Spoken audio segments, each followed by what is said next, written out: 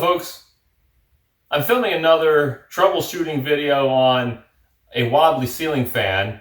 I have another video, you may have watched it, and folks have left comments such as, what do I do if my fan is still wobbly after trying what you said? Or other folks who've said, hey, you skipped out on some other troubleshooting steps, and that's fair. There are some things that you should look at either before you attempt the other balancing, or if that doesn't work. And let me walk you through those. The first thing to look at is where your ceiling fan mounts to the ceiling. You want to make sure that the screws are tight, that nothing is loose, that everything is good. Now, that post that hangs the ceiling fan, yeah, that can swivel in there, but you want everything else to be very firm. You can inspect that just like I showed you by moving it around and making sure, or while the fan is spinning, if you notice any movement up there, that would be another indication you've got a problem. The next thing that you should inspect is where all of the fan blades attach to the fan. In this case, this metal piece here has 2 screws there, this has 2 screws, that has 2 screws. They all are attached here with 2 screws. You want to make sure both screws are in, that they're all tight. You can see, you'll be able to tell if one's missing or if one's loose, but you could take a screwdriver and just snug those up. That's important. Another thing to check is the connection where the fan blade is attached to this metal piece, or it's really just plastic, but it looks metal on my fan. And you want to make sure, likewise, that all of those screws are tight and that they're all there. If one is missing, one is loose, that could be a problem. Certainly if one's missing, now you've got an imbalance of weight, so you'll want to inspect all of those. The next thing you'll want to inspect is the distance of the blade tip to the ceiling.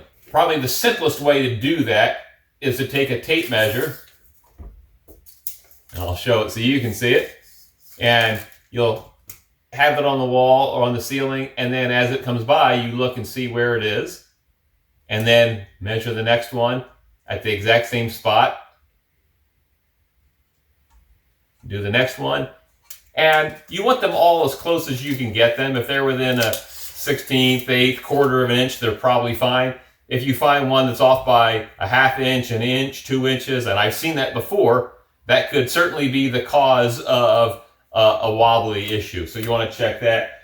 If you've got a straight edge or a scale like this, might be a little bit simpler than holding a tape measure, but the same principle applies.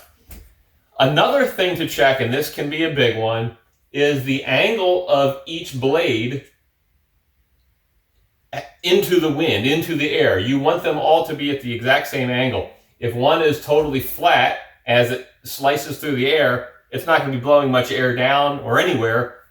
That will be different than a blade that might be angled quite a bit up, that's pushing a lot of air down. That'll be imbalancing the fan. Most of you probably don't have this tool. I bought this tool at Harbor Freight for some reason. You can lay it on there and it'll tell you the angle of each blade. It's not extremely sophisticated, but you could compare the angle there like so. The other way to do it is to just eyeball it.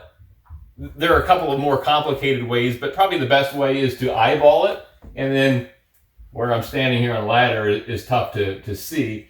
But if you come out here and you're looking just straight up from the fan and maybe just move them, your head is over here, and then look, and you'll be able to tell if one is significantly off. You'll definitely want to fix that.